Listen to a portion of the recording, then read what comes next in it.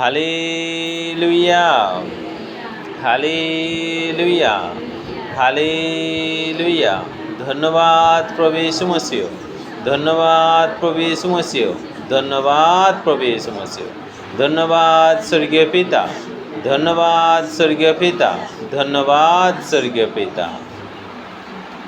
আমরা সবাই একটু আগে অনেক বাক্য শুনলাম পিতা পরমেশ্বর প্রভু যিশুর সম্বন্ধে।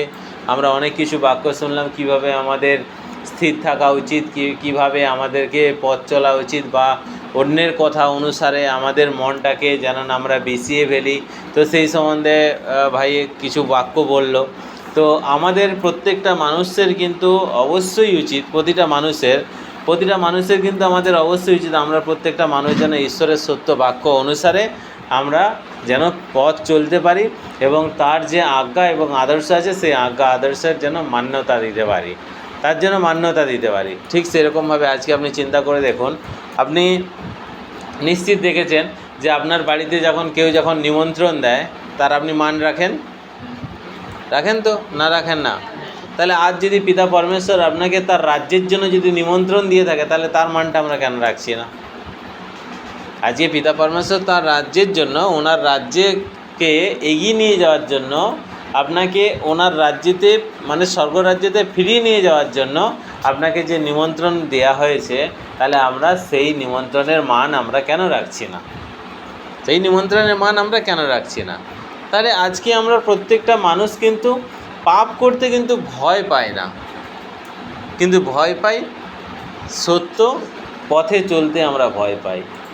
পাপ করতে ভয় পায় না, কিন্তু আমাদের হওয়া উচিত সম্পূর্ণ উল্টোটা, পাপ করতে যেন আমরা ভয় পাই, আর সত্যতে যেন আমরা একবারে আমরা আত্মবিশ্বাসের সঙ্গে যেন এগোতে পারি। কিন্তু আমরা কিন্তু সম্পূর্ণ উল্টো দিকটা দাঁড়িয়ে গেছে। আমরা পাপ করতে কিন্তু ভয় পাই না, কিন্তু সত্যতে চলতে ভয় পাই। কারণ কেন? সত্যতে তুমি চললে তুমি কি হারাবে? যদি তোমার কোনো কিছু হারিয়ে যাওয়ার থাকে তবেই না তুমি ভয় পাও। আজকে আপনি চিন্তা করতে পারেন কি, যে পাপ আমাদেরকে এতটাই অন্ধ করে দিয়েছে, পাপ আমাদের চোখে এতটাই পর্দা ফেলে দিয়েছে, যার কারণে আমরা প্রত্যেকটা মানুষ কিন্তু পাপ থেকে আমরা নিজেদেরকে কিন্তু সরাতে পারি না। কিন্তু পিতা পরমেশ্বর কিন্তু প্রত্যেকটা মানুষকে কিন্তু কী করেছিলেন না, প্রত্যেকটা মানুষকে কিন্তু সূচি এবং পবিত্র করেই কিন্তু তিনি পাঠিয়েছিলেন। এই যে আমরা পবিত্র শাস্ত্রগ্রন্থে জিহুদি আর অজিহুদিদের কথা শুনি, কারা জিহুদি কারা অজিহুদি আমরা কিন্তু সবাই জানি, যে যারা সত্যকে আপন করে নিয়েছে তারাই কিন্তু একমাত্র কিন্তু জিহুদি, আর যারা সত্যকে জানার পরেও আপন করেনি তারা হচ্ছে অজিহুদি। তারা কিন্তু পাপটাকে আপন করে রেখেছে। তাহলে দেখো, পাপ তোমাকে কোনো কিছু দিতে পারে না। এবার তুমি বলছো যে আমি যদি সত্যকে গ্রহণ করি, সত্য আমাকে কী দিতে পারে? মানে আমরা যে জিনিস চোখে দেখতে চাইছি, যে সত্য আমাকে যা দেবে সেটা যেন আমি চোখে দেখতে পাই, এটা হচ্ছে আমাদের সবথেকে বড় প্রসঙ্গ দাঁড়িয়ে, যে সত্য আমাদেরকে যা দেবে তা যেন আমরা চোখে দেখতে পাই। কিন্তু এটা কিন্তু সম্ভব নয়। পিতা পরমেশ্বর বলেছেন যে সত্যকে, হাওয়াকে যেমন তুমি দেখতে পাও না, ঠিক আছে, হাওয়াকে আমরা দেখতে পাই, হ্যাঁ, ভূমণ্ডলে যে হাওয়া চলে আমরা যে মেহসুস করি, অর্থাৎ অনুভব করতে পারি, আমাদের গায়েতে লাগলে তখন কিন্তু আমরা বাতাস আমরা অনুভব করতে পারি যে এখন প্রকৃতির বুকে হাওয়া চলছে, আজকে তুমি চিন্তা করে দেখো, আজকে আমরা যে মণ্ডলীতে বসে রয়েছি, আমাদেরকে সেম একই জিনিস আমাদেরকে মেহসুস করতে হবে, অর্থাৎ আমাদেরকে অনুভব করতে হবে। আজকে আমরা এখানে বসে বাক্য শুনতে শুনতে কি আমাদের অনুভব হয় যে প্রভু যীশু খ্রিস্ট তোমাকে শরীরের কোনো অঙ্গে একটা টাচ করে দিয়ে চলে গেল? মাঝে মাঝে হয়। ভালো কথা, হালেলুয়া, হালেলুয়া, হালেলুয়া। তাহলে এটা শুধুমাত্র একজনের ক্ষেত্রে নয়, এটা আমাদের প্রত্যেকেরই ক্ষেত্রে হওয়া উচিত। মানে কি, তোমার গরম লাগছে, ঠিক আছে, বাতাসটা গায়ে এসে লাগলো, তখন তুমি অনুভব করে শান্তি বোধ করছো। তাহলে আমি যার অপেক্ষা করছি, আমার গরম লেগেছে, আমি বাতাসের অপেক্ষা করছি, তখন কিন্তু আমার জীবনে কিন্তু বাতাস এসে আমাকে স্পর্শ করলো, এই অনুভবের মধ্যে দিয়ে আমি শান্তি বোধ করলাম। আজকে আমরাও দেখো, এখানে যে আমরা সুসমাচার শুনতে আসি বা সুসমাচার শুনি, সুসমাচার শোনার সময় তাহলে আমাদেরকেও কিন্তু সেম একই জিনিস মেহসুস করতে হবে, অনুভব করতে হবে, যে আমাকেও কি বাতাস যেমন আমি অনুভব করলাম, বাতাসের হাওয়াটা মানে বাতাস যখন আমাকে স্পর্শ করলো তখন আমি শান্তি বোধ করছি, ঠিক সেরকমভাবে আমাদের মধ্যে যখন এই বাক্য শোনার সময় যেন আমরাও অনুভব করতে পারি বা আমরা যেন সেই জায়গাটায় পৌঁছতে পারি যে আমাকে মনে হয় প্রভু যিশু কিন্তু এখানে স্পর্শ করে গেলেন বা পবিত্র আত্মা আমাকে এখানে স্পর্শ করে গেলেন শরীরের কোনো না। সেটা তখনই সম্ভব হবে যখন আপনি মনোযোগ সহকারে বাক্যকে শুনবেন, যখন আপনি শুনতে শুনতে হারিয়ে যায় বলে না, সেই রকমই যখন বাক্য শুনতে শুনতে বাক্যের গভীরতাতে যখন নিজেকে হারিয়ে ফেলবেন তখন আপনাকে কিন্তু কেউ না কেউ আপনি মেহসুস করতে পারবেন শরীরে যে কেউ না কেউ আপনাকে স্পর্শ করে যায়। তাহলে সেই দিনটা কি হয়? এই যে আপনি বললেন যে মাঝে মাঝে আমার কিন্তু এটা হয়, কিন্তু যখন আপনার এটা হয় যে আপনি অনুভব করতে পারলেন তখন কি আপনার মধ্যে সেই আনন্দ এবং উল্লাসটা কি আমাদের মধ্যে থাকে?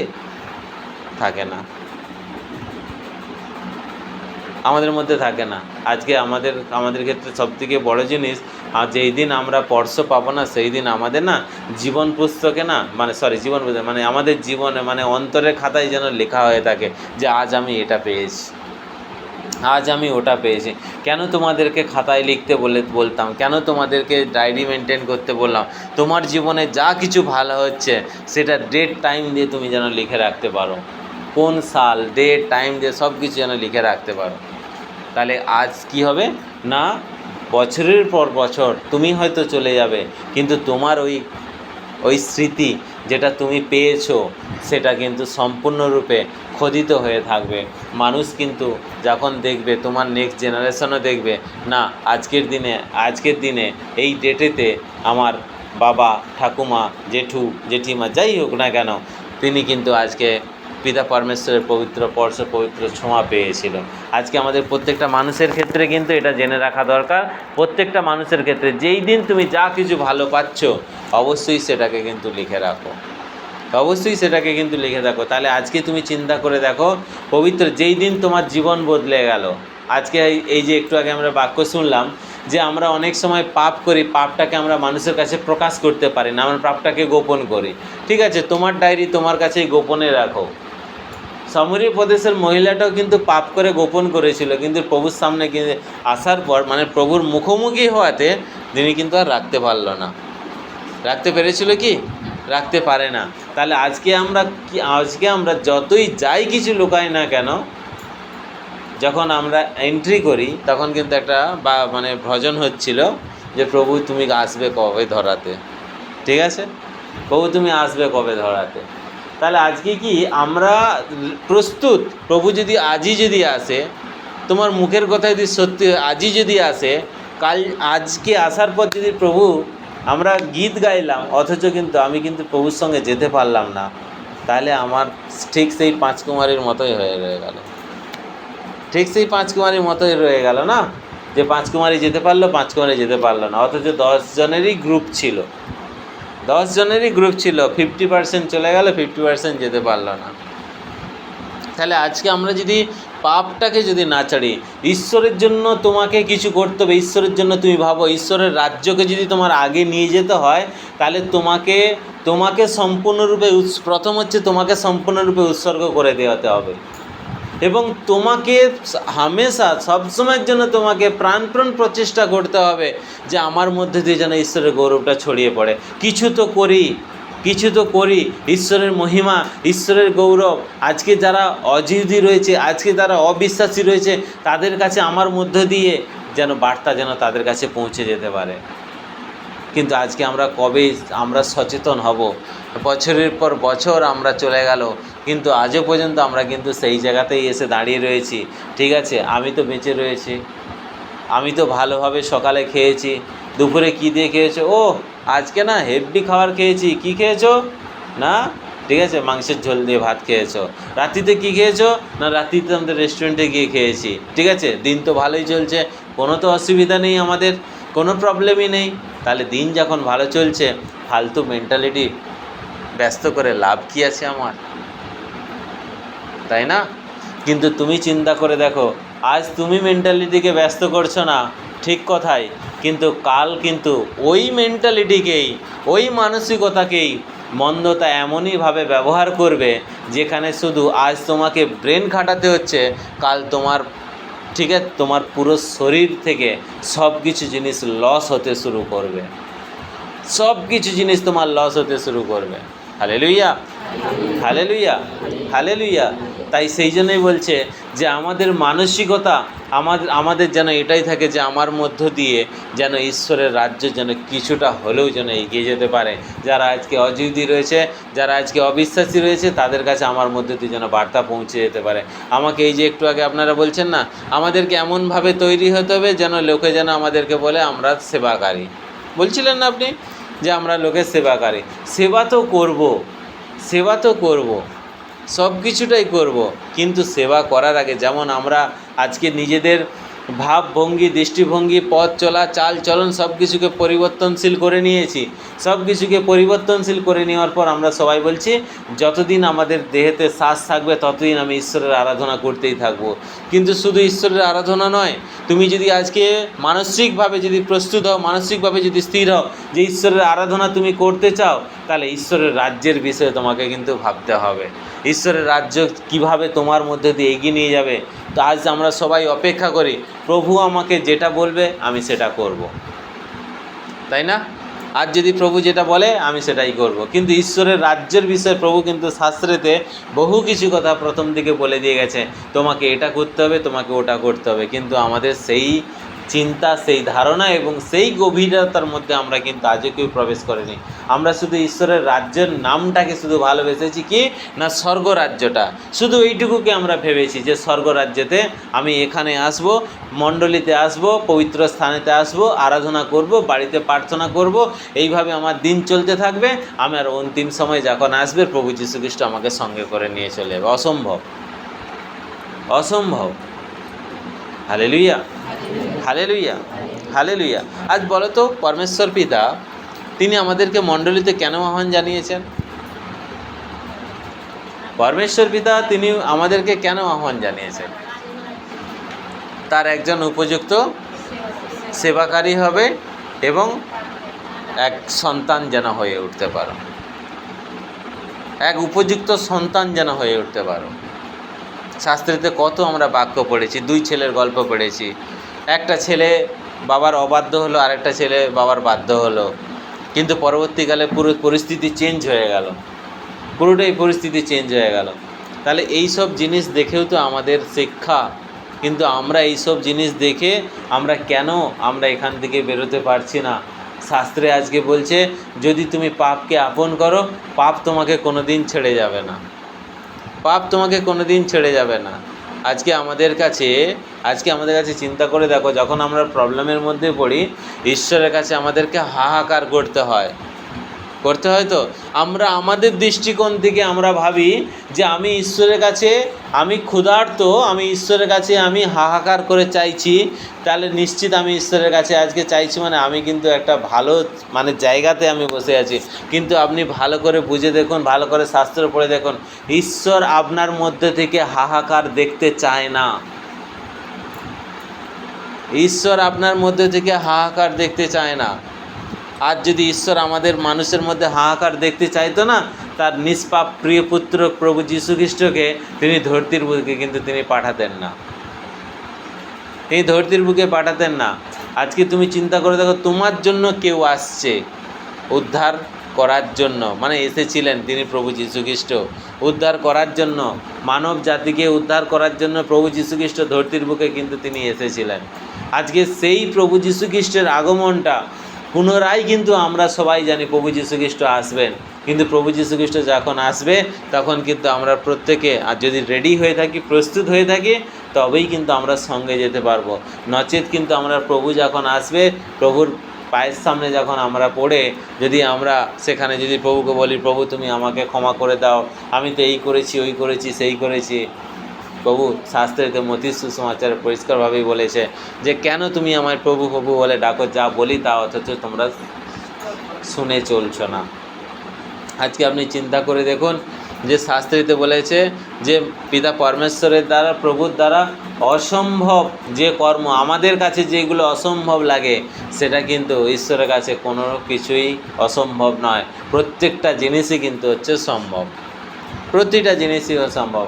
আমরা সবাই হয়তো নাম জানি, একজন হচ্ছে খ্রিস্টের দাস, মানে আমরা হয়তো সেটা পড়েছি বা জেনেওছি, আমরা আগেও আপনাদের কাছে বলা হয়েছে যে একজন খ্রিস্টের দাস ছিলেন, যিনি মানে এই সত্য পথকে আপন করার জন্য ওনার বাবা ঠিক আছে খাওয়ারে বিষ মিশিয়ে দিয়েছিলেন এই পথটাকে আপন করার জন্য, এই খ্রিস্টকে আপন করার জন্য, ঠিক আছে, মানে খাবারের সঙ্গে বিষ মিশিয়ে দিয়েছিলেন। সারা রাত বমি বমি বমি বমি বমি, যতই বমি হোক যাই হোক না কেন, কিন্তু তার জীবন কিন্তু কেড়ে নিতে পারেনি। তিনি কিন্তু উপযুক্ত দাস হয়ে কিন্তু ধরতির বুকে বহু জায়গায় সুসমাচার প্রচার করেছিলেন। সাধু সুন্দর সিং উনি যখন পরমেশ্বরের দর্শন পান না, মানে উনি কিন্তু সুইসাইড করতে গিয়েছিলেন সাধু সুন্দর সিংজি। উনি যখন সুইসাইড করতে গিয়েছিলেন, তিনি বলেই দিয়েছিলেন যে রাত্রিতে তিনি বলেই দিয়েছিলেন যে মানে এতটাই প্রার্থনার মধ্যে ডুবেছেন, সারা রাত প্রার্থনাতে, যদি তুমি ঈশ্বর হয়ে থাকো তাহলে তুমি আজই আমাকে দর্শন দেবে। আর আমরা প্রার্থনার সময় কি বলি, যদি তুমি ঈশ্বর হয়ে থাকো আমার চোখে ঘুম দিয়ে দাও, আমি ঘুমিয়ে পড়ি, তাই না? হ্যাঁ, সাধু সুন্দর সিং যে একজন খ্রিস্টের দাস বলছে, যদি তুমি সত্যিই যদি ঈশ্বর হয়ে থাকো, যদি তুমি স্বয়ং যদি হয়ে থাকো, তাহলে তুমি আজ রাত্রিতেই দর্শন দেবে।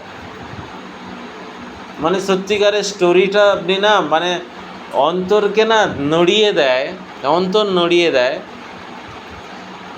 দিন ছিল 17ই ডিসেম্বর, দিনটা ছিল 17ই ডিসেম্বর, রাত্রিতে প্রার্থনা করতে বসেছেন, ছাদের ওপরে একটা ছোট্ট ঘরেতে প্রার্থনা করতে বসে আছেন, 17ই ডিসেম্বর রাত্রিতে প্রার্থনা করছেন, ঠিক ওইভাবে যে আজই দর্শন দিতে হবে, আজকেই আমি তোমাকে জানতে চাই, আজই আমার সব কিছু যেন সম্পূর্ণ, আমি তোমাকে যেন বুঝতে পারি, জানতে পারি। যখন ঘড়িতে টাইম হচ্ছে ভোর 4টা, মানে ডেটটা হয়ে গেল 18ই ডিসেম্বর, যখন ভোর 4টা, ঠিক আছে, তখন তিনি সব কিছু গুছিয়ে নিয়েছেন, তুমি নেই এই জগতে, তুমি নেই, আমি যাচ্ছি, 5টায় ট্রেন আসবে, আমার বাড়ি থেকে একটু দূরেই, ঠিক আছে, আমি সুইসাইড করব, ঠিক আছে। 3 কিলোমিটার দূরেতে যখন তিনি বলছেন, পরমেশ্বর পিতাকে বলছেন যে আজ আমি যাচ্ছি, 5টার সময় ট্রেন আসবে, ফার্স্ট ট্রেন, আর এখানেই আমি কিন্তু সুইসাইড করব।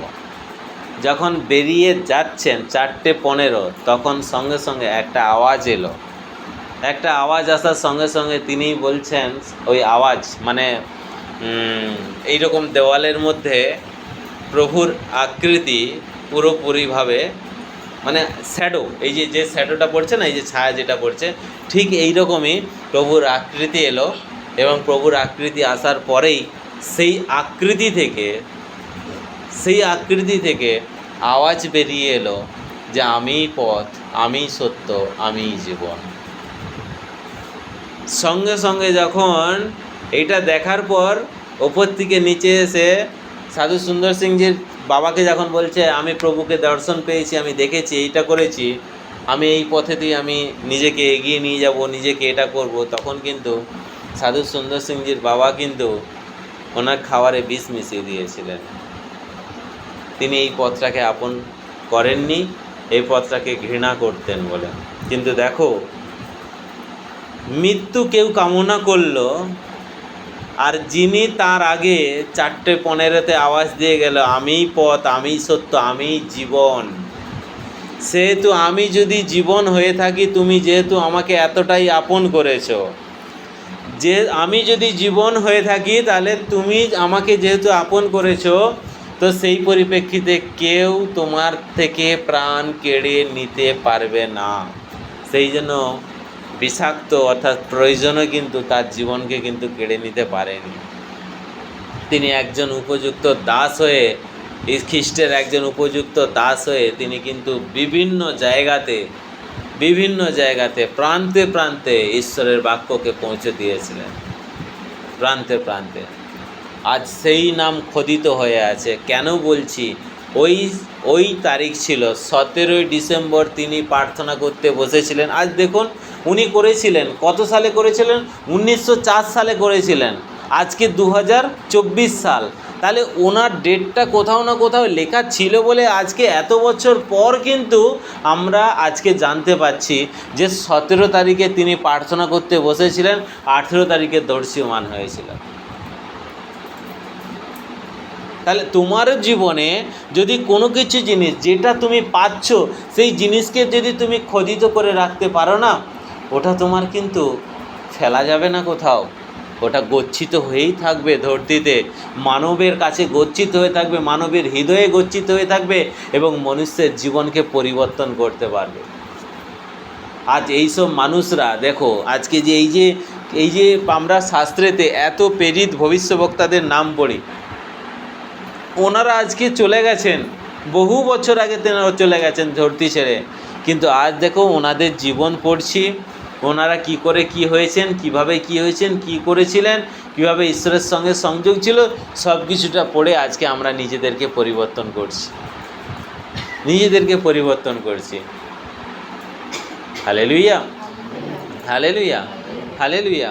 তাই সেই জন্যই বলছে যে আমরা আমাদের প্রত্যেকটা মানুষের উচিত যে আমরা যেই দিন যা কিছু, আজকে তুমি মনে করো, এই যে আমি এই কথাটা কেন বললাম, ডেটের প্রসঙ্গটা নিয়ে আসার জন্য, মানে তারিখটা নিয়ে আসার জন্য আমি এই কথাটা বললাম। আজকে এত বছর আগে তিনি এই কর্ম করেছিলেন, বা যেই দিন তিনি প্রভুকে প্রথম দর্শন পেয়েছিলেন, প্রভুকে প্রথম পেয়েছিলেন, সেই দিনটা খোদিত হয়ে আছে আজও পর্যন্ত ধরতির বুকে, অমর হয়ে আছে। এই তারিখ কোনো দিন মানুষ চলে যাবে, কিন্তু তোমার সঙ্গে যে পবিত্র যে সম্পর্ক, সেই সম্পর্ক ধরতির বুকে আজও পর্যন্ত খোদিত হয়ে থাকবে, যুগানুযুগ ধরে খোদিত হয়ে থাকবে। তাই উনি যেই ডেটে বসেছিলেন প্রার্থনাতে ঈশ্বরকে জানার জন্য, এবং তার পরের দিন অর্থাৎ 18ই ডিসেম্বর তিনি যে দর্শন পেয়েছিলেন, সেটাও আজকে ধরতির বুকে আছে বলেই, আজকে কোথাও না কোথাও আছে বলেই, সেই জন্য দেখো আমরা জানছি, বা আমিও জেনে আপনাদের কাছে বলছি।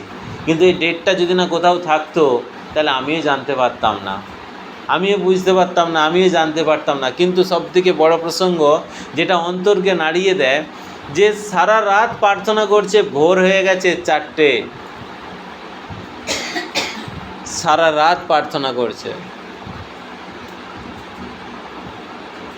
সারা রাত ঈশ্বর প্রাপ্তির জন্য তিনি সারা রাত প্রার্থনা করছেন।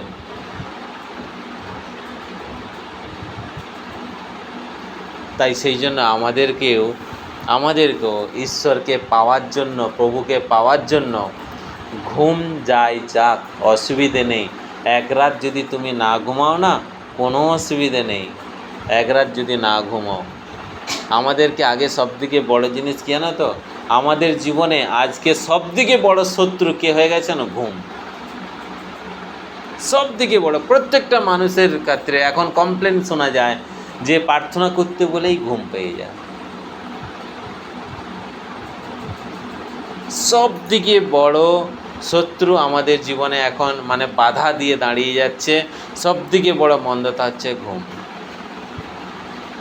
তুমি ঘুমাও, অসুবিধে নেই, কিন্তু যাকে পেলে তুমি নিশ্চিন্তে ঘুমোতে পারবে, যাকে পেলে তুমি নিশ্চিন্তে ঘুমোতে পারবে, তাকে প্রথমে পাও, তাকে প্রথমে পাও। Hallelujah, hallelujah, hallelujah. সেই জন্য আমরা একটু পবিত্র নতুন নিয়মে আসছি ফিরে। পবিত্র নতুন নিয়ম, গালাতীয়ের সুসমাচার, পৌলের লেখা চিঠি গালাতীয়ের সুসমাচার 2 অধ্যায়ে 15 বাক্য, 2 অধ্যায়ে 15 বাক্য। এখানে পিতা পরমেশ্বর পবিত্র শাস্ত্রগ্রন্থের মধ্য দিয়ে এবং পৌলের মধ্য দিয়ে তিনি কি কি বার্তা আমাদের কাছে পৌঁছে দিয়েছেন আমরা সবাই খুব মনোযোগ সহকারে শুনি এবং মনোযোগ সহকারে আমরা যেন সেগুলোকে শুনে অন্তরে যেন জায়গা দিতে পারি। ঠিক আছে, মানে অন্তর পুরো একবারে যেন ভরে নিতে পারি আমরা। Hallelujah, hallelujah, hallelujah. প্রথমেই বলছে আমরা জিউদি। আমরা কারা? জিউদি। পাপী অজিউদি হয়ে জন্মগ্রহণ করিনি। আমরা জিউদি, আমরা পাপী অজিউদি হয়ে জন্মগ্রহণ করিনি। হ্যাঁ, আমরা যখন জন্মগ্রহণ করেছিলাম তখন কি আমরা অজিউদি ছিলাম না পাপী ছিলাম? আমরা সম্পূর্ণরূপে জিউদি ছিলাম। কিন্তু যত মিশেছি, যত অপর কথাগুলো আমরা অন্তরে জায়গা দিয়েছি, যত আমাদের দৃষ্টিকে ছড়িয়ে দিয়েছি, ঠিক আছে, যত আমাদের পাকে আমরা সাথ দিয়েছি, হাতকে সাথ দিয়েছি, মুখকে সাথ দিয়েছি, কানকে সাথ দিয়েছি, ততটাই কিন্তু আমরা পাপের পথে এগিয়েছি। কিন্তু দেখো, শরীরের মধ্যে সবথেকে পবিত্র অঙ্গ নাক, পবিত্র অঙ্গ, সে সাথেও থাকে না আর প্যাঁচেও থাকে না। ঠিক আছে, সে তার মেজাজে কাজ করছে, দৃষ্টিভঙ্গি চেঞ্জ হয়ে যায়, কথাবার্তা চেঞ্জ হয়ে যায়, মুখ থেকে কথা চেঞ্জ হয়ে যায়, চোখের দৃষ্টি চেঞ্জ হয়ে যায়, শোনার অনেক কিছু চেঞ্জ হয়ে যায়, আমাদের পথ চলা চেঞ্জ হয়ে যায়, আমাদের হাতের কর্ম চেঞ্জ হয়ে যায়, অন্তরের ভাবনা চেঞ্জ, সব কিছু চেঞ্জ হয়ে যায়। কিন্তু রাজা হয়ে বসে আছে কেন বলো তো? এই নাকের শ্বাস রাজা হয়ে বসে আছে, কারণ পরমেশ্বরের শ্বাস আমাদের নাকেতেই চলছে। তাই সেই জন্যই বলছে, দেখো আমরা যখন সৃষ্টি আমাদেরকে পিতা পরমেশ্বর করেছেন, তখন কিন্তু আমাদেরকে কিন্তু পাপী রূপে কিন্তু সৃষ্টি করেনি। দেখো এখানে লেখাই রয়েছে যে পাপী অজিউদি হয়ে জন্মগ্রহণ করিনি। কিন্তু তবুও আমরা এই কথা জানি যে আইন কানুন পালনের জন্য ঈশ্বর মানুষকে নির্দোষ বলে গ্রহণ করেন না, বরং যীশু খ্রিস্টের ওপর বিশ্বাসের জন্যই তা করেন। তুমি যদি নির্দোষ হও তাহলে প্রভু যীশুর ওপরে তোমাকে বিশ্বাস, এই যে একটা শব্দ, কার ওপরে বিশ্বাস? প্রভু যীশুর ওপরে তোমাকে বিশ্বাস। তুমি যদি নির্দোষ হতে চাও, দোষী না হতে চাও, আজকে দোষ তোমার দোষ না, কেউ ধরিয়ে দেবে না জগতের বুকে। তুমি ভুল করলেও বাহবা দেবে, আর খারাপও যদি করো তাকে তোমাকে উৎসাহ দেবে, আরও ভুল করলেও বাহবা দেবে, খারাপ করলেও তোমাকে উৎসাহ দেবে, আরও করো। কেন? কোন স্বার্থ মানুষের মধ্যে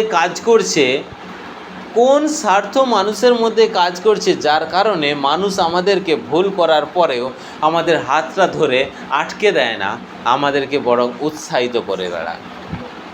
কারণ কেন বলেন তো? আজকে আমরা মনে করি হয়তো কোনো মানুষকে যদি ভুল শোধরানো হয়, তার হাতটাকে যদি ধরে ফেলি, তাহলে সে কিন্তু আমাকে ঘুরে দুটো কথা শুনিয়ে দেবে। কিন্তু সেই কথা শোনার মতো শক্তি আমার মধ্যে নেই, আমরা হারিয়েছি, যার কারণে আমরা অপরের কথা শুনতে চাই না। কারণ আমাদের শোনার মতো শক্তি আমরা হারিয়েছি। মানে সেটা হচ্ছে ধৈর্য শক্তি। কেউ যদি আমাকে দুটো কথা শুনিয়ে দেয়, তাহলে আমরা কিন্তু সেইটাকে শোনার মতো শক্তিটাকে আমরা হারিয়ে ফেলেছি। সেই কারণেই দেখো, আজকে মানুষ যখন পাপ করে তখন কিন্তু আমরা দেখার পরেও আমরা মানুষকে কিন্তু সাবধান সচেতন আমরা করতে যাই না। কারণ আমরা সবসময়ের জন্য ভাবি কি, যে আমি যদি ওনাকে বাধা দেই তাহলে উনি আমাকে দুটো চারটে কথা শোনাবে। এইটা ভেবেই কিন্তু আমরা মানুষকে পাপ থেকে ফেরানোর আমরা মানসিকতাকে তৈরি করি না। কিন্তু সবথেকে বড় প্রসঙ্গ দেখুন, উনি আমাকে দুটো কথা শোনাবে সেটা আপনি কিন্তু জানেন, কিন্তু আপনি কি নিজেরটা জানেন যে আপনার মধ্যে সেই কথা শোনার মতো শক্তিটা হারিয়ে গেছে? আপনার মধ্যে কথা শোনার মতো শক্তিটা হারিয়ে গেছে। কারণ কেন বলেন তো? মানুষ যদি আমাদেরকে চারটে কথা বলে, আমরা কিন্তু কি হয়, সেই কথাটা শুনে কিন্তু আমরা কিন্তু সারা রাতের ঘুম কেড়ে নেয়। তুমি যতই এখন মণ্ডলীতে ঘুমিয়ে থাকো, ঝোঁকো, যাই করো না কেন, বা তুমি প্রার্থনা করতে গিয়ে যতই ঘুমাও না কেন, কেউ যদি তোমাকে কোনো কিছু কথা বলে দেয়, তুমি যদি দুদিনও যদি না ঘুমাও, ওই কথা যতক্ষণ না তুমি হজম করতে পারছো ততক্ষণ পর্যন্ত তোমার চোখেতে নিদ্রা আসে না, ঘুম আসে না, ততক্ষণ পর্যন্ত আসে না। এর সবথেকে বড় প্রসঙ্গ কোথায় জানেন? ওই যে প্রথমেই বললাম, আমরা কথা শোনার শক্তি হারিয়ে ফেলেছি, কথা শোনার শক্তি হারিয়ে ফেলেছি। যখন আপনি কথা শুনে নেবেন, যখন আপনি কথা শুনে নেবেন, ঠিক আছে, যখন আপনি কথা শুনে নেবেন তখন দেখবেন এবং সেটাকে হজম করে নিতে পারবেন, তখন দেখবেন আপনার সব কিছুটাই কিন্তু সুন্দর হবে। সুন্দর সেখানেই হবে কারণ আমি একটা মানুষকে ভুল থেকে আমি তাকে আটকাতে পেরেছি। যেমন আপনাদের মধ্যে অনেকেরই কমপ্লেন আছে, অনেকের কমপ্লেন আছে। অনেক সময় অনেকে যখন কোনো কিছু উগ্র হয়ে কথা বলে বা কোনো রকমভাবে আমাদের কাছে যখন কোনো রকমভাবে কোনো কিছু কথা বলে, কিন্তু শাস্ত্র বলছে, কালকে যে প্রসঙ্গটা বলছিলাম, খুব সুন্দর একটা টপিক, যে টপিকটা হচ্ছে মানুষ আমাকে অনেক কিছু হয়তো বলছে, বা আপনার স্বামী আপনাকে অনেক কিছু বলছে, বা আপনার স্ত্রী আপনাকে অনেক কিছু বলছে, উগ্র হয়ে কথা বলছে, কিন্তু শাস্ত্র বলছে যে বিশ্বাসী, খ্রিস্ট বিশ্বাসী হয়, তার প্রথম পরিচয় হচ্ছে, তার মুখের প্রথম শব্দই হচ্ছে সামনে থাকা মানুষকে প্রিয় বলে সম্বর্ধনা জানানো। মানে কি জানো তো? মানে সাপোজ মনে করুন আপনার স্ত্রী আপনার উপরে প্রচুর চিৎকার করছে, ঠিক আছে,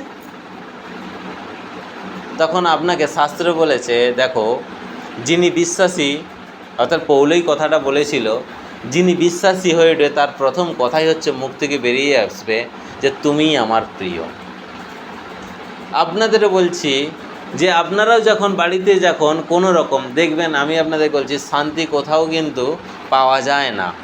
পরমেশ্বর বলছে শান্তি আমি তোমার মুখে দিয়েছি, আর সেই শান্তি পৌলের মধ্য দিয়ে প্রকাশমান হয়েছে যখন আপনাদের বাড়িতে যখন পারিবারিক অশান্তি হচ্ছে, একজন স্বামী যখন একটা স্ত্রীর উপরে চিৎকার করছে, তাহলে সেই স্বামী যদি তার স্ত্রীকে যদি বলে যে তুমিই আমার প্রিয়, স্ত্রী এই কথা শুনে আরও চিৎকার করছে, তখন স্বামীরও উচিত ভলিউমটা আরেকটু বাড়িয়ে তুমিই আমার প্রিয়, মানে আমি হচ্ছে বিশ্বাসী, তার প্রথম পরিচয় শাস্ত্র বলেছে, ঠিক আছে। ঝগড়াঝাঁটি অশান্তি কোথায় হারিয়ে যাবে আপনি আর খুঁজেও পাবেন না। সেম একই জিনিস একটা স্বামী যদি আপনার উপরে যদি চিৎকার করে, আপনার উপরে যদি কোনো রকমভাবে চিৎকার চেঁচামেচি করছে, আপনি যদি খ্রিস্ট বিশ্বাসী হয়ে থাকেন, আপনার প্রথম শব্দই হচ্ছে মানে আটকানোর, এটা হচ্ছে এক রকমের অস্ত্র আটকানোর প্রথম। আপনি যেহেতু বিশ্বাসী, যেহেতু খ্রিস্ট বিশ্বাসী, আপনার মুখ থেকে একগাল হাসি মুখ নিয়ে আপনি বলতে পারো যে তুমিই আমার প্রিয়। সে আরও বলছে কি উল্টোপাল্টা কথা বলছো তুমি, আরও কী সব বলে যাচ্ছ, আবার যেন বেরিয়ে তুমিই আমার, তখন আপনি ভলিউমটা, হ্যাঁ গো তুমিই আমার প্রিয়। দেখবেন ঝগড়াঝাঁটি অশান্তি কোথায় হারিয়ে যাবে আপনি কোথাও খুঁজে পাবেন না সেই অশান্তি। অবশ্যই আপনি বলুন না, আজকে যদি কেউ যদি হট টেম্পার হয়ে, দাদা যদি আপনার সঙ্গে যদি হট টেম্পার হয়ে কথা বলে, আপনি যদি বলতে চান যে তুমিই আমার প্রিয়, দাদা গলবেই গলবে। এটা আমাদের খ্রিস্ট বিশ্বাসী পৌল আমাদেরকে শিক্ষা প্রেরণ করেছেন যে যখনই সেটা যেই হোক না কেন, স্বামী স্ত্রী হোক, বাবা মা হোক, বাবার সঙ্গে ছেলে হোক, ছেলের সঙ্গে মা হোক, মায়ের সঙ্গে দিদি হোক, দিদির সঙ্গে যাই হোক না কেন, মানে সব সম্পর্কের ক্ষেত্রেতেই কিন্তু এটা বলেই দিয়েছে যে একজন সত্যিকারের অরিজিনাল, ঠিক আছে, যিনি খ্রিস্ট বিশ্বাসী হবে, সে সামনে যতই ঝগড়াঝাঁটি অশান্তি হোক না কেন, তাকে প্রথম একটাই কথায় তুমি আমার প্রিয়। তুমি ঝগড়া করে অশান্তি করে যত তুমি আমাকে দূরে সরানোর চেষ্টা করো না কেন, কিন্তু আমি হচ্ছে খ্রিস্ট বিশ্বাসী, তাই আমি তোমাকে বলছি তুমি আমার প্রিয়।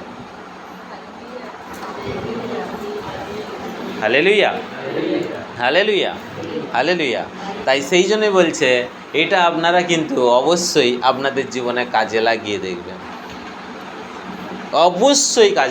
দেখবেন, আপনি কোথায় ঝগড়া থাকে, কোথায় অশান্তি থাকে, ঠিক আছে, আপনার থেকে অনেক দূরে চলে যাবে। কারণ কেন বলেন তো, এই যে তিনটে শব্দ, তুমি আমার প্রিয়, যখন আপনি একজন খ্রিস্ট বিশ্বাসী হয়ে এই তিনটে শব্দের ওপরে যখন ভরসা করবে যে সামনে থেকে আমাকে তীর ছোঁড়া হচ্ছে, মানে ওই তো স্বামী তীর ছুঁড়ছে, ঠিক আছে, আমার কাছে অস্ত্র নেই, পরমেশ্বর আমাকে তিনটে শব্দ শিখিয়ে দিয়েছে, তুমি আমার প্রিয়, আমি ওই তিনটে শব্দের উপরে আমি বিশ্বাস নিয়ে দাঁড়িয়ে রয়েছি। তোমার মুখ থেকে যখনই কথাটা বেরিয়ে যাবে না যে তুমি আমার প্রিয়, ওনার হৃদয়ে গাঁথার আগে পরমেশ্বরের পাওয়ার ওই তিনটে শব্দের সঙ্গে যুক্ত হয়ে ওই সামনে থাকা মানুষের হৃদয়ে গিয়ে বিঁধে যাবে। তখন দেখবেন সুন্দর সব কিছু হয়ে উঠবে। Hallelujah, hallelujah, hallelujah. তাই সেই জন্যই বলছে যে গালাতীয় সুসমাচার 15 যেটা বলেছে যে আমরা জিহুদি পাপী অজিহুদি হয়ে জন্মগ্রহণ করিনি। যদি আমরা অজিহুদি হয়ে থাকি তাহলে কি হবে না, পাথরের পরিবর্তে পাথর, মানে ওই দিক দিয়ে পাথর আর এই দিক দিয়ে আরও বড় পাথর, তাই না? আরও বড় পাথর, পাথরে পাথরে আগুন জ্বলবে না। আর প্রভু যীশু খ্রিস্ট বলছে আমি নিভিয়ে দেব, প্রভু যীশু বলছেন আমি নিভিয়ে দেব। তাই সেই জন্যই বলছে, তারপরেতে বলছে 16 যে কিন্তু তবুও আমরা এই কথা জানি যে আইন কানুন পালনের জন্য ঈশ্বর মানুষকে নির্দোষ বলে গ্রহণ করেন না। আমরা যদি আইন কানুন যদি পালন করতে থাকি, এটা করো, ওটা করো, সেটা করো, এটার মধ্যে দিয়ে যদি আমরা মনে করি যে আমরা ঈশ্বরের আইন কানুন পালন করে যে আমরা ঈশ্বরের গ্রহণযোগ্য হব, না, যিশুর ওপরে, প্রভু যীশু খ্রিস্টের ওপরে বিশ্বাসের মধ্য দিয়ে তোমাকে নির্দোষ বলে গ্রহণ করা হবে। এইবার টপিকটা থাকলো যে প্রভু যীশুর ওপরে বিশ্বাসের মধ্য দিয়ে নির্দোষ কী করে ঘোষিত হবে। তাহলে প্রভু যীশু খ্রিস্টের মধ্যে দিয়ে নির্দোষ ঘোষিত হতে হবে। তাহলে প্রথম পয়েন্ট হচ্ছে প্রভু যীশু যেই রকম ছিলেন আমাদেরকে ঠিক সেই রকমই হতে হবে। প্রভু যীশু খ্রিস্টের দৃষ্টি যেমন ছিল আমাদেরকে কিন্তু ঠিক সেই রকমই হতে হবে। আজকে আমাদের সবথেকে বড় জিনিস কী জানো তো, সব কিছুকে আমাদেরকে চেঞ্জ করতে হবে। শাস্ত্রের কথা অনুসারে বলছে একজন মানে যুবককে আমাকে কিন্তু ভাইয়ের নজরে দেখতে হবে, ঠিক আছে, একজন যুবতীকে আমাকে কিন্তু বোনের নজরে দেখতে হবে, ঠিক আছে, একজন বয়স্ক মানুষকে বাবার তুল্যভাবে দেখতে হবে, একজন বয়স্ক মহিলাকে আমার মায়ের তুল্য হিসাবে তাকে দেখতে হবে। তাহলে প্রভু যীশু খ্রিস্ট দেখুন যখনই সমাজ ঘরেতে বিভিন্ন মানুষ যখন এসেছিলেন ওনার কাছে, তিনি কিন্তু ঠিক সেরকমভাবেই কিন্তু মিশেছিলেন। আজকে বলুন যে মহিলাটা ব্যভিচার করে এসেছিল, তাহলে প্রভু যীশু খ্রিস্ট কিন্তু ওনাকে কিন্তু দূরে সরিয়ে দিতে পারত, কিন্তু ওখানেও কিন্তু খেটেছিল, নিজের বোনের মতো করে ওনাকে কিন্তু শাসন করেছিলেন। শাসনটা কখন করেছিলেন? সবার সামনে নয়, যখন সবাই পাথর ফেলে চলে গেল তখন কিন্তু ওই মহিলাটা যখন এসে বলছেন, ব্যভিচারী মহিলা যখন প্রভুকে বলছেন যে প্রভু আমাকে তুমি ক্ষমা করে দাও, প্রভু যীশু খ্রিস্ট কিন্তু তখন একটা কথাই বলেছিলেন, যা করেছো পুনরায় কিন্তু আর করো না, কারণ যা করেছো পুনরায় আর করো না, যা করা হয়ে গেছে তা কিন্তু মাটির তলাতে আমি কিন্তু চেপে দিলাম, ঠিক আছে, কিন্তু পুনরায় যদি করতে থাকো তা কিন্তু মাটির উপরেই দৌড়বে, মানে মানুষের অন্তরে দৌড়বে। এ দেখো আবার সেই একই কাজ করছে, মানুষের অন্তরে দৌড়াচ্ছে, আবার দ্বিতীয় ব্যক্তির অন্তরে দৌড়াচ্ছে, তৃতীয় ব্যক্তির অন্তরে দৌড়াচ্ছে, চতুর্থ ব্যক্তির অন্তরে দৌড়াচ্ছে। সেই জন্য প্রভু যীশু খ্রিস্ট বলেছেন, যা করেছো আমি তোমার থেকে যা পাপ অন্যায় অপরাধ সব কিছু মিটিয়ে আমি মাটির তলায় চেপে রেখে দিলাম, কিন্তু পুনরায় যদি তুমি করো, প্রভু যীশু বলেই দিয়েছেন পুনরায় কিন্তু করতে যেও না। দেখো আমরা শাস্ত্রেতে পেয়েছি যে এই ধরনের বহু কিছু আমরা সত্য কাহিনী যেগুলো আমরা শুনি বা সত্য কথাগুলো যেগুলো শুনি, প্রভু যীশু খ্রিস্ট যখন ওনাকে যে পথ থেকে ফেরত মানে যাকে যেটা মানা করে দিয়েছিল, আমরা কিন্তু পাইনি যে আর মানুষটা হয়তো সেই পথে ফিরে গেছে। মনে পড়ে কি কেউ সেরকম ব্যক্তি? প্রভু যীশুখ্রিস্ট মানা করার পরেও তিনি আবার ওই পথটাকেই আপন করে নিয়েছেন, ওই পথটাকেই আপন করে নিয়েছেন।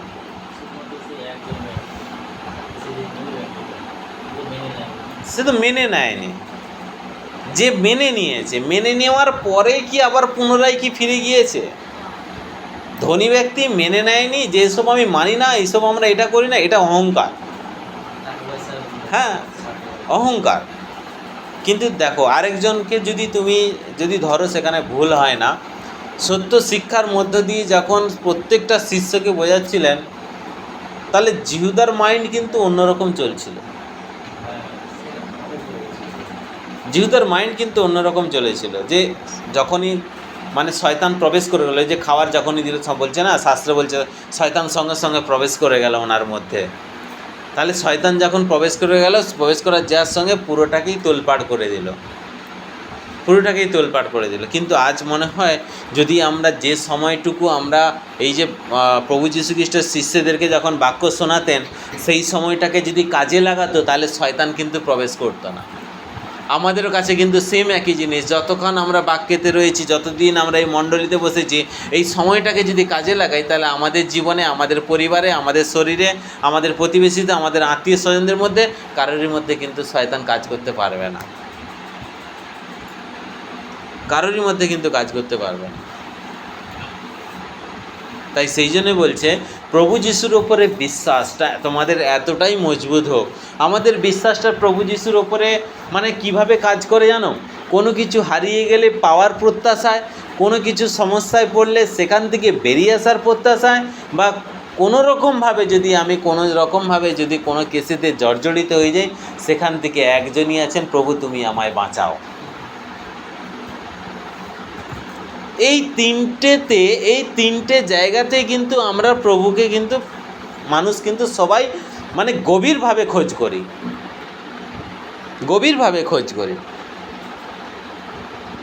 Hallelujah, hallelujah, hallelujah. তাহলে তুমি চিন্তা করে দেখো, আজকে প্রভু যদি তোমাকে সমস্যা থেকে বের করে নিয়ে যায়, আমি বিশ্বাসের কথাটা বলছি, কিন্তু প্রভু যদি তোমাকে সমস্যা থেকে বের করে নিয়ে আসে, তাহলে তোমার নিশ্চিত উচিত যে ওনার বাক্যেতে, ওনার আদেশে তোমাকে বেঁধে থাকাটা। কিন্তু আমরা সেটা করি না। আমরা তাৎক্ষণিক অপেক্ষা করতে থাকি, প্রভু আমি তোমার বাক্য এবং তোমাকে তখন স্মরণ করব, আমার জীবনে তো একজন মন্দ তো কাজ করুক, তারপরে তো তোমার দিকে আমি এগোবো। এটার জন্য কি আমরা ওয়েট করি? হ্যাঁ, এটার জন্য কি আমরা ওয়েট করি যে মন্দ আমাদের জীবনে কখন কাজ করবে, তারপরে আমরা প্রভুর আরাধিত সন্তান হওয়ার প্রচেষ্টাতে আমরা মগ্ন হয়ে উঠব? কিন্তু যদি এইরকমভাবে যদি আমরা চলতে থাকি, তাহলে কিন্তু হয়তো জিহুদার মতো আমরা হয়তো ভুল করে বসব। কিন্তু জিহুদা দেখো, ভুল করার পরে যখন তার অনুশোচনা হলো, তখন কিন্তু আর ফিরে পাওয়ার রাস্তা কিন্তু সব রাস্তাই বন্ধ হয়ে গেছে। দুনিয়ার সব রাস্তা বন্ধ হয়েছে। মানে এখান থেকে সবথেকে বড় একটা পরিচয় পাওয়া যায় যে প্রভু যদি তোমার জীবন থেকে সরে যায়, বা তুমি যদি প্রভুর থেকে সরে যাও, প্রভু কিন্তু সরে যায়নি, কারণ নচেত কিন্তু তিনি বলতেন যে আমি যদি দেখি যে পুনরায় তার মন পরিবর্তন করে এসেছে, তাহলে আমি ওনাকেই আগে গ্রহণ করে নেব। তাহলে প্রভু কিন্তু সরে যায়নি। মানে একটা মানুষ যদি প্রভুর থেকে যদি সরে যায়, শাস্ত্রের কথা অনুসারে বলছে দুনিয়ার সব রাস্তা বন্ধ হয়ে যাবে। যেটা জিহুদার ক্ষেত্রে তো হয়েছে। দৌড়ে গিয়েছে মুদ্রা নিয়ে, যেই 30টা মুদ্রা তার কাছে খুব ভ্যালু ছিল, সেই 30টা মুদ্রাকে নিয়েই ফরিসিদের কাছে গিয়ে বলছে, নাও তোমার মুদ্রা নাও, আমার প্রভুকে তুমি ছেড়ে দাও। তখন বলছে না, অসম্ভব, আর হবে না। দেখো, 30টা মুদ্রাও কিন্তু সে আর বাড়ি নিয়ে আসে না। যার প্রতি আসক্ত হলো, যেই জিনিসের প্রতি আসক্ত হলো, সেটাও কিন্তু ঘৃণার যোগ্য হয়ে গেল। সেই জন্য ফরিসিদের ওখানেই কিন্তু ছুঁড়ে ফেলে দিয়ে এসেছিল। কিন্তু দেখো, ফরিসিদের থেকে আর জিহুদা তার নিজের বাড়ি পর্যন্ত যাওয়ার সময় আমার মনে হয়নি দাউদের মতো নিশ্চিত আনন্দ করে গিয়েছিল। আমার মনে হয় না যে দাউদের মতো নিশ্চিত আনন্দ করে করে দৌড়ে দৌড়ে গিয়েছিল বাড়িতে। হতাশ এবং নিরাশার চেহারা নিয়ে তিনি কিন্তু ফিরে গিয়েছিলেন, এবং এতটাই তিনি নিরাশ হয়ে গিয়েছিলেন যে তিনি শাস্ত্রের কথা অনুসারে তিনি সুইসাইড করলেন, তিনি সুইসাইড করতে গেলেন। Hallelujah, hallelujah, hallelujah. তাই সেই জন্যই বলছে যে আমরা প্রত্যেকটা মানুষ যদি খ্রিস্টের উপরে এতটাই বিশ্বাস মানে জানো তো, বিশ্বাস মানে কি বলো তো? বিশ্বাস মানে কি? হ্যাঁ, নিশ্চয়তাই হলো বিশ্বাস, তাই তো? নিশ্চয়তাই হলো বিশ্বাস, মানে তোমার বডিতে জামাটা আছে, তুমি বিশ্বাস করেছো, নিশ্চয়ই আছে যে আমি উলঙ্গ নয়, নিশ্চিত, ঠিক আছে? কারণ তুমি জানো প্রভু যিশু যে আমাদের মধ্যে আছে, যে প্রভু বলছে যে খ্রিস্টেতে তুমি বিশ্বাসী, তোমার শরীরে জামা আছে, পরনে বস্ত্র আছে, সেই জন্যই তুমি বলছো আমি উলঙ্গ নয়। তাহলে তোমাকে জানতে হবে, তোমাকে দেখতে হবে, তাই তো? আমি কি পরেছি? না প্যান্ট পরেছি। কি পরেছি? না শার্ট পরেছি, গেঞ্জি পরেছি। আমাকে দেখতে হচ্ছে, তবে আমি বিশ্বাস করছি, তবে আমি নিশ্চিত না আমি উলঙ্গ নয়। হ্যাঁ, তাহলে দেখার পরে কিন্তু আজ তোমাকে যদি বলা হয় যে ঠিক আছে কোনো অসুবিধা নেই, তুমি চিন্তা করো, তোমার চোখটাকে বেঁধে দেওয়া হলো, চোখ বেঁধে দেওয়া হলো, তোমার চোখ বেঁধে যাওয়ার পর তোমার শরীর থেকে জামা খুলে নেওয়া হলো এবং তোমাকে কিছু হয়তো কাপড়ের টুকরো দিয়ে তোমার গাটা ঢেকে দেওয়া হলো। এবার তোমাকে বলা হচ্ছে যে কি পরে আছো তুমি বলো। হ্যাঁ, বলতে পারবো না? কেন পারবো না? দেখতে পাই না। কিন্তু তুমি বলতে পারবে শরীরের কোন কোন জায়গা ঢাকা হয়ে আছে? হ্যাঁ, কিভাবে বলবে? অনুভবের মধ্যে দিয়ে, কিন্তু কনফার্ম না, টোটালি কনফার্ম না। সেম একই সিচুয়েশান, একই পরিস্থিতি। আজকে এখানে যা কিছু মণ্ডলীতে বসে যা কিছু প্রদান করা হয় না, পবিত্র বস্ত্র, রোমীয় সুসমাচারে আমরা সেটাই পড়েছি, পবিত্র বস্ত্র পরিহিত হও এবং তুমি নিজের চোখে দেখো কেন আজকে আমাদের চোখ ঝাপসা হয়ে গেছে, কেন আমরা আজ চোখে দেখতে পাই না। আজ মন্দতা ঠিক একই রকমভাবে তোমার চোখেতে না কালো পট্টি বেঁধে দিয়েছে, তোমার চোখেতে কালো পট্টি বেঁধে দিয়েছে। সেইগুলো কি জানো তো? সেইগুলো হচ্ছে লোভ, লালসা, কামনা, বাসনা, আকাঙ্ক্ষা, এই সব কিছু জিনিস হচ্ছে কালো পট্টি বেঁধে দিয়ে, ঠিক আছে? তুমি যতই চেষ্টা করো না কেন যে পবিত্র বস্ত্র পরিহিত করছো, কিন্তু সে তো টেনে খুলে ফেলে দিচ্ছে। কারণ কেন? তোমার চোখ বেঁধে দেওয়া হয়েছে বলে, আজকে ঠিক একই সিচুয়েশান, একই পরিস্থিতি যে আমাদের মধ্যে চোখ বন্ধ থাকার দরুন তোমার বডিতে হয়তো একটা কাপড় জড়িয়ে দেওয়া হয়েছে, কিন্তু তুমি জানো না, নিশ্চিত জানো না তোমার বডির কোন কোন জায়গা ঢাকা হয়ে গেছে। তাই ঠিক একই কারণ, কেন? আমার চোখ অন্ধ হয়ে আছে বলে, আমার চোখকে কাপড় বাঁধা হয়ে আছে, কালো কাপড় বাঁধা হয়ে আছে। মন্দতা ঠিক একই রকমভাবে আমাদের চোখে কালো কাপড় বেঁধে দিয়েছে বলেই কিন্তু আজ আমরা বুঝতে পারছি না যে আমাদের কোন ব্যবহারটা ভালো, কোন ব্যবহারটা খারাপ, কোন ব্যবহারটা মানুষকে দুঃখ পৌঁছাতে পারে, কোন ব্যবহারটা মানুষকে হাসাতে পারে, কোন জিনিসটা আমাদেরকে পরিবর্তন করতে পারে, সব কিছুতে আমরা অন্ধ হয়ে গেছি। তাহলে আজ প্রথম দরকার কি জানো? প্রথম দরকার হচ্ছে কালো চোখ থেকে কালো কাপড়টা খুলতে হবে, খুলে দূরে ফেলতে হবে। দেখো, একটা জিনিসকে যদি তুমি ত্যাগ করতে পারো, কতগুলো পয়েন্ট বললাম? লোভ, লালসা, কামনা, বাসনা, আকাঙ্ক্ষা, আমি 5টা পয়েন্টের কথা বললাম, ঠিক আছে? এই 5টা পয়েন্টের মধ্যে সবথেকে রাজা হয়ে বসে আছে কে জানো? হচ্ছে লোভ। ওটাকে যদি তুমি ছেড়ে দিতে পারো না, ওটাকে যদি তুমি ত্যাগ করাতে পারো না, মানে রাজা যদি চলে যায়, মন্ত্রীও বেরিয়ে যাবে, সিপাহীও বেরিয়ে যাবে, সবাই বেরিয়ে যাবে। ওটাকে যদি আমরা ত্যাগ করতে পারি, ত্যাগ ত্যাগ ত্যাগ ত্যাগ, দূরে সরানো নয়, ত্যাগ। আমি লোভটাকে দূরে সরিয়ে দিয়েছি, দরকার পড়লে আমি গেট খুলে দেবো, আবার চলে আয়, আবার যখন দরকার পড়বে না যাও, আবার চলে যা, আমার প্রয়োজন হয়েছে আমার চলে যা। লোভ তো এইরকমভাবেই কাজ করে আমাদের মধ্যে।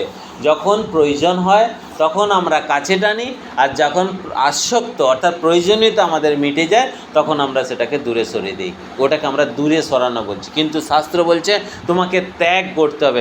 লোভকে যদি তুমি ত্যাগ করতে পারো, তোমার জীবনে থাকা যারাই বসে রয়েছে, যারাই অন্ধ কাপড় বেঁধে রেখে দিয়েছে মন্দতার দুনিয়ায়, সবগুলোই একটার পর একটা বেরিয়ে যেতে পারবে। কারণ লোভ যদি না থাকে, লালসাও সেখানে কিন্তু বাসা বাঁধতে পারবে না। লোভ যদি না থাকে, কামনা বাসা বাঁধতে পারবে না। লোভ যদি না থাকে, বাসনা মাথা বাঁধতে পারবে না। লোভ যদি না থাকে, আকাঙ্ক্ষা বাসা বাঁধতে পারবে না। তাহলে সর্বপ্রথম হচ্ছে লোভ। লোভটাকে দূরে সরাতে হবে। আজ ওই লোভের জন্যই তো হাওয়া গাছের তলায় গিয়েছিল। ওই যে কাপড় পরিয়ে দিয়েছে, কাপড় পরিয়ে দিয়েছে, কালো কাপড় পরিয়ে দিয়েছে। Hallelujah, hallelujah, hallelujah. ঠিক সেই জন্যই দেখো, যখনই ভুল করলো, যখনই পাপ করলো, আজ আমাদের পরিস্থিতি ঠিক ওই রকম হবে না তো। আজ মন্দতা কালো পট্টি পরিয়ে দিয়েছে, আমাদের থেকে পবিত্র বস্ত্র হরণ করে নিয়েছে। আদম হাওয়ার ক্ষেত্রে ঠিক একই রকম হয়েছিল। পবিত্র বস্ত্র যতদিন ছিল ততদিন তারা বুঝতে পারেনি যে তারা উলঙ্গ বলে। কিন্তু যখনই পবিত্র বস্ত্র সরে গেল, ওই যে বস্ত্র, একটা টুকরো বস্ত্র পরিধান করে জড়িয়ে দিয়েছে, মানে তোমাকে মন্দ বোঝাতে চাইছে তোমার পুরো শরীর ঢাকা হয়ে আছে। কে বলেছে তুমি ঈশ্বরের মতো হয়ে যাবে? এটা খেয়ে দেখো, অন্তর ঢাকছে, দেখো কাপড় দিয়ে অন্তর ঢাকছে। তুই কে বলেছে তুমি ঈশ্বরের মতো হয়ে যাবে? এটা খাও। আর অন্তর ঢাকা মানে সব কিছুকে ঢেকে দিল।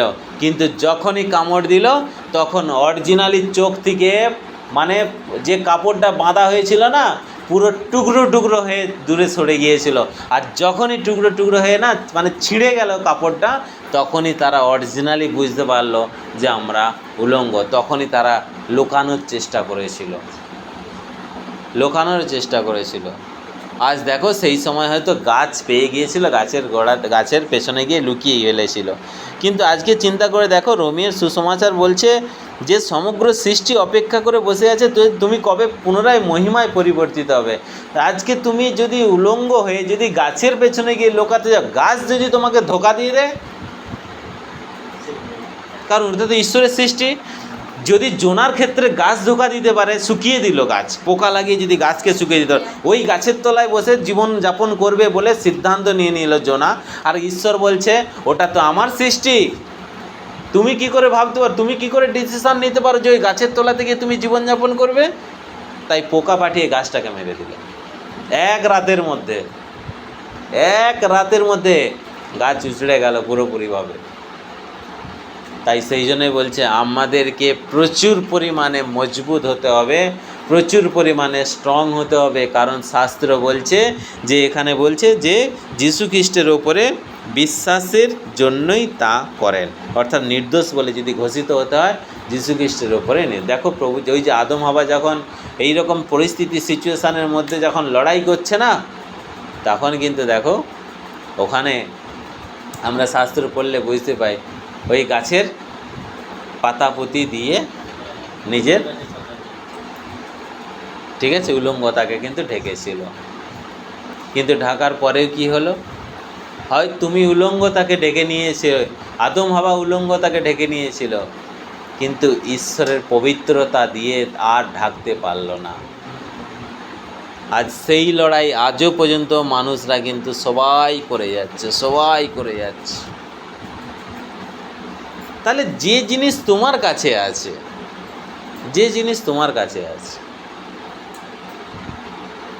তাহলে সেই জিনিসকে যদি না তুমি এখন যদি গুরুত্ব বুঝে যদি না তুমি গ্রহণ করো, তাহলে তুমি কি করে সেখান থেকে জয়ী হবে, সেখান থেকে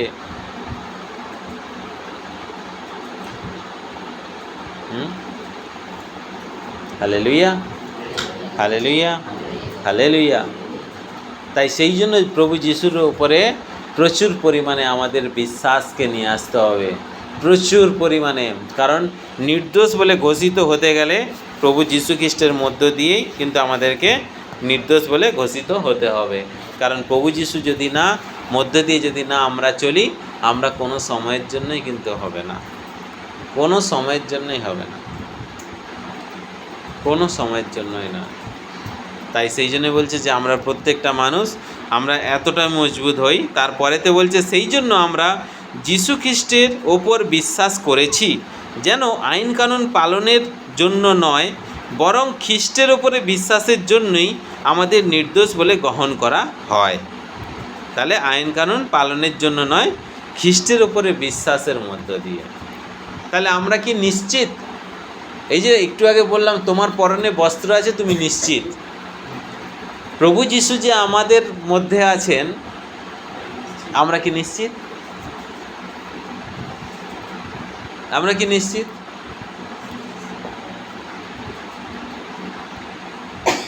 আমরা কি নিশ্চিত? নিশ্চিত না। তাহলে আমাদের ওই সেই জন্যই বলছি লড়াই হচ্ছে সেটাই। এই যে একটু আগে একজন প্রেরিতের বা একজন দাসের নাম বললাম না, দাসের নাম, তিনি লড়াই করে শ্যাডো পড়েছে, শ্যাডো হয়ে দেওয়ালেতে যেখানে বসেন তার উপরেই শ্যাডো হয়ে এতটাই জ্যোতি হয়ে রয়েছেন, তিনি ঘুমোচ্ছেন, জানালা দিয়ে লাইট এসে পড়ছে, ঈশ্বরের জ্যোতি এসে ওনার উপরে পড়ছে। বলছে লাইট কোথায় ছিল, এত জ্যোতি বাইরে ছাদেতে গিয়ে গেছে, বলছে আরে ছাদ তো অন্ধকার, আবার ঘরে এসে দেখছে আরে লাইট তো এখানে, আবার বাইরে বেরিয়েছে, কনফিউশন, ঠিক আছে, কনফিউজ যে আলো কোথায় ছিল এত। ছাদেতে গিয়েছে, যে দেখছে অন্ধকার, ঘরের ভেতরে আসছে তখন দেখছে জানালা দিয়ে লাইট এসে পড়েছে। তাহলে আজকে ওই দেওয়ালের উপরে যে প্রভুর চেহারা, সেই চেহারা থেকে কথা বলছেন, তিনি কথা বলে বলছেন যে আমি পথ, সত্য এবং জীবন। তাহলে তুমি চিন্তা করে দেখো, তাহলে তুমি ভালো করে বুঝে দেখো, তাহলে আজকে উনিও তো মানব ছিলেন, ঈশ্বরের খোঁজটা তিনি করেছিলেন, ঈশ্বরের খোঁজটা তিনি করেছিলেন, যার কারণে তিনি পেয়েছিলেন। আর আমরা যদি এইভাবে খুঁজতে থাকি, আমরা ঈশ্বর কেন, স্বর্গরাজ্যও হয়তো আমরা এখানে পেয়ে যাব, তাই তো নাকি? আমরা যেভাবে খোঁজ করছি এইভাবে যদি আমরা খোঁজ করতে থাকি, তাহলে নিশ্চিত আমরা হয়তো স্বর্গরাজ্যকে হয়তো এখানেই পেয়ে যাব আমরা।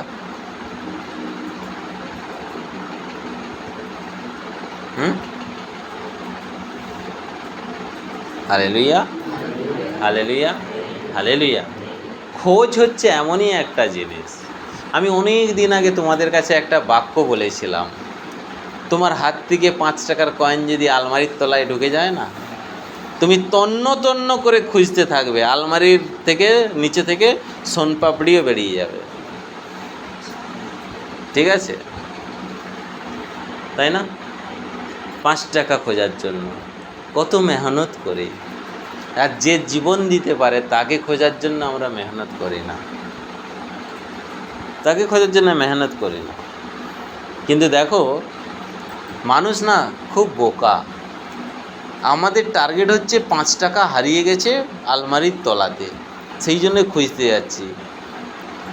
কিন্তু জড় বস্তুও না মানুষকে দিয়ে কাজ করিয়ে নেয়, হ্যাঁ, জড় বস্তুও মানুষকে দিয়ে কাজ করিয়ে নেয়। হাত থেকে জড় বস্তু চলে গেল, সে কিন্তু তখন সজীব, সে বলছে আমার ভ্যালু আছে, দেখবি তোকে কেমন খাটাতে পারি।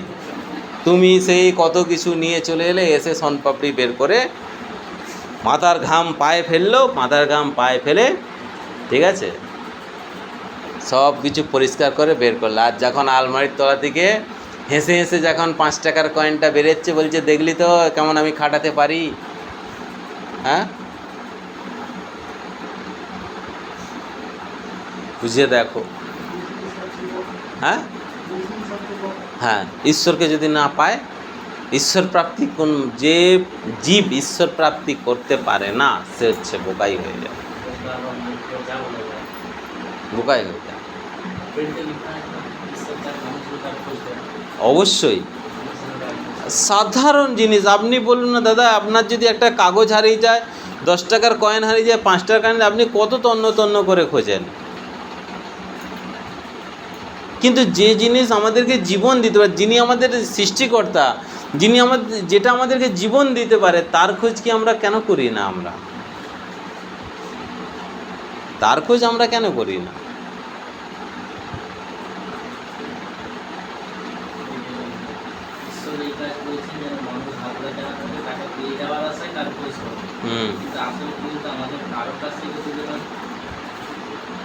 ঈশ্বর প্রত্যেকটা মানুষের সম্মুখেই রয়েছে, প্রতিটা মানুষের। আমরা যদি সেই খোঁজটা করতে পারি না, এক কথায় বলছি, ঈশ্বরকে যখন তুমি প্রাপ্তি করবে, তখন যেন মানে হয়তো আপনারা ভাবছেন যে হয়তো আমাকে অনেক কিছু করতে হবে, অনেক কিছু মেনটেন করতে হবে, এটা করতে হবে, ওটা করতে, কিচ্ছুই নয়। শুধু তোমার খোঁজটাকে জারি রেখে তুমি প্রাপ্তি করে নাও, ঠিক আছে? এইবার আপনি যেমন চলা তেমন চলতে থাকবেন।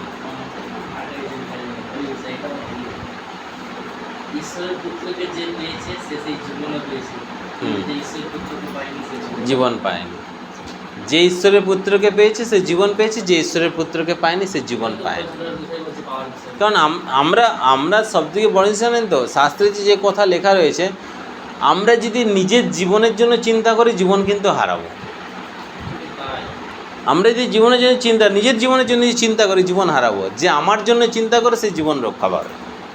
মানে প্রভুর জন্য চিন্তা মানে কি? মানে ঈশ্বরের রাজ্যের বিষয়, ঈশ্বরের গৌরবের বিষয়টা আজকে তুমি বুঝে দেখো, আজকে প্রত্যেকটা মানুষ তোমরা বুঝে দেখো যে আমরা যাই কিছু প্রাপ্তি করি না কেন, সেটা আমরা পড়াশোনার দিক থেকে ডিগ্রি হোক, সার্টিফিকেট হোক, আর কর্ম করে যাই অর্থ সঞ্চয় করি না কেন, কোনো কিছুটাই যাবে না, কোনো কিছুই যাবে না, কোনো কিছুই যাবে না। শুধুমাত্র যাবে হচ্ছে তোমার মধ্যে থাকা এই সত্যের মধ্যে বেনে থেকে, সত্যের মধ্যে থেকে যা কিছু সঞ্চয় করবে সেটাই তোমার সঙ্গে যাবে। আমরা হয়তো বুঝতে পারছি না, বা এখন আমরা অনুমান করতে পারছি না, কারণ আমরা সবাই অভ্যস্ত যে জিনিস চোখে দেখি সেটাকে দেখে আমরা আটকে উঠি। যে জিনিসটা আমরা চোখে দেখি সেই জিনিসটার গুরুত্বটাকে আমরা দেই, কিন্তু যেটা আমরা চোখে দেখি না সেটার আমরা গুরুত্ব দেই না। আজ আমরা হয়তো প্রভু যীশু খ্রিস্টকে আমরা দর্শন করতে পারছি না, দেখতে পাচ্ছি না বলে আজকে আমরা তার গুরুত্বটাকে আমরা হয়তো বুঝতে পারছি। কিন্তু শাস্ত্র বলছে ভুল করো না তুমি, কারণ আমি সর্বত্র বিরাজমান। তুমি একবার শুধু তোমার মধ্যে খোঁজটা জারি রাখো, দেখো আমি তোমার সামনে আসতে পারি কিনা, দেখো আমি তোমার সঙ্গে কথা বলতে পারি কিনা। কিন্তু আমাদের তুমি চিন্তা করো তো, আমরা 24 ঘন্টার মধ্যে আমরা কি করলাম? এই তো সারাদিন কাজকর্ম হওয়ার পর রাত্রিতে আমরা সবাই ঘুমিয়ে যাই। সেটা আপনি বলুন, আমিও বলুন, আমিও ঘুমাই, আপনিও ঘুমান। হ্যাঁ, কিন্তু হ্যাঁ, যদি সত্যিকারের খোঁজ থাকে আপনার মধ্যে, আপনি ঘুম উড়িয়েও আপনাকে করতে হবে। ঘুম উড়তেই হবে আপনাকে। আর যদি বলেন যে ও আজকে বাক্যটা শুনলাম, ঠিক আছে কালকে করব, বাস হয়ে গেল। কালকে তোমাকে মন্দটা এমনই একটা কার্যে ব্যস্ত করিয়ে দেবে, কালকে বলবে যে না কাল না, আজকে তো প্রচুর ক্লান্ত। এইভাবে মন্দ বোঝাচ্ছে, দেখো কেমন করে, এইরকমভাবেই মন্দ বোঝায়, এইভাবেই মন্দ বোঝাতে থাকে যে আজকে তুই না প্রচুর কাজ করেছিস। তুমি তখন বলছো হ্যাঁ, মানে সারাদিন তুমি চিন্তা করো না, যখন তোমার অন্তরে এই কথাটা এলো যে আজকে তুমি অনেক কাজ করেছিস, সে সকাল থেকে যত কাজ করেছো সঙ্গে সঙ্গে তোমার সামনে একবারে মানে চিত্র ওপেন হয়ে গেল। হ্যাঁ, আমি তো সকাল থেকে অনেক কাজ করেছি, তুমি সাথ মিলালে, আমি তো অনেক কাজ করেছি। তখন বলছে আজকে না ঘুমিয়ে পড়। তখন মনকে আমরা এতে শুনছি, হ্যাঁ আমি তো অনেক কাজ করেছি, ঠিক আছে একটু প্রার্থনাটা করে নিই, প্রভু আজকেরটা একটুখানি ক্ষমা করে দাও, কারণ আজকে তো আমি জানোই তুমি সকাল থেকে আমি অনেক কাজ করেছি, এটা করেছি, তুমি তো সবই অন্তর্যামী, তুমি দেখতে পাও সব কিছু করেছি। তার আগে খেলে চলে গেল অন্য লোক। তারপরে আমি প্রভুর সামনে হাত জোড় করে তখন বলছি, প্রভু আজকেরটা ঘুমিয়ে যাই। ঘুম বলছে, সে বলছে আয় বিছানা করেছি, আয় চলে আস। আমরাও তখন বুঝবো যে সত্যিকারের আমি তো অনেক খেটেছি আজকে, যখন বিছানায় ছিলাম ও বাস। যখনই এইরকম মনের ভেতরে আসবে না, মনকে তখন না ধিৎকার দাও। যখনই কেউ বলছে আজকে তুই না অনেক কাজ করেছিস, আজকে না একটু ঘুমিয়ে পড়ে বেরো এখান থেকে, মুখ খোলে অর্ডার দাও, মুখ খুলে বেরো এখান থেকে। কারণ কেন? হ্যাঁ, তোমার প্রার্থনা কমপ্লিট, সম্পূর্ণ, যা প্রভুর সঙ্গে কথা বলার, যা কিছু বলার পর তখন যদি তোমার মধ্যে ধারণা আসছে না আজকে একটু ঘুমিয়ে পড়ি, অনেকটা দেরি হয়ে গেছে বা অনেকটা টাইম তো চলেছে, ঠিক আছে আজকে ঘুমিয়ে পড়ি, সেটা কিন্তু মানে জাস্টিফাই। কিন্তু প্রার্থনার আগে যদি তোমার মধ্যে আছে, তখন তোমাকে মুখ খোলা বেরো এখান থেকে, কারণ আমার এখনো পর্যন্ত প্রার্থনা করা হয়নি, আমার এখনো পর্যন্ত প্রভুর সঙ্গে কথোপকথন হয়নি।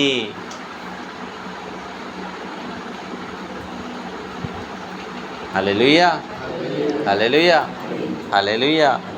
তাই সেই জন্য ঘুম নামে যে ব্যক্তি, সেই ব্যক্তি যদি বিছানা করে নিয়ে যায়, ঠিক আছে, যেও না তার সাথে। সে যদি বলে আয় বিছানা করেছি ঘুমিয়ে পড়, যেও না তার সাথে। বুঝলে? কি বুঝলে? হ্যাঁ, তাই সেই জন্য নির্দোষ বলে ঘোষিত হতে গেলে আমাদেরকে বুঝতে হবে প্রভু যীশু খ্রিস্ট কিন্তু সারাদিন গ্রামে গঞ্জে সুসমাচার করতেন, রাত্রিতে পাহাড়ে উঠে যেতেন প্রার্থনা করার জন্য। আর আমরা সারাদিন কর্ম করি, সারাদিন কর্ম করি, তারপরে আমরা কিন্তু আবার ক্লান্ত হয়ে আমরা ঘুমিয়ে পড়ি। মানে শিষ্যদের মধ্যে বলেছিল না যে তোমরা কেন ঘুমোচ্ছ, তোমরা প্রার্থনা করো, তোমরা প্রার্থনা করো, প্রার্থনা করো। শুধুমাত্র প্রার্থনা শব্দটা শুধুমাত্র এখানে আবদ্ধ নয় যে শুধুমাত্র যেটুকুই উদ্ধারের প্রার্থনাটা করলাম, ঠিক আছে, বা ওই উদ্ধার বাবা হে স্বর্গস্থ পিতা এটা করলাম, এই করে দিই আমি, বাবু আমি তো আজকে প্রার্থনা করো, হ্যাঁ করি। কিন্তু প্রার্থনার মধ্যে আরেকটা জিনিস অফ রয়ে যাচ্ছে, সেটা হচ্ছে কিন্তু ঈশ্বরের সঙ্গে সংযোগ। সেটা প্রার্থনার সময়ই সম্ভব না, তুমি কাজ করতে গেলে সেখানে সম্ভব হবে, তাহলে ওটা তো অফ রয়ে যাচ্ছে না। Hallelujah, hallelujah, hallelujah.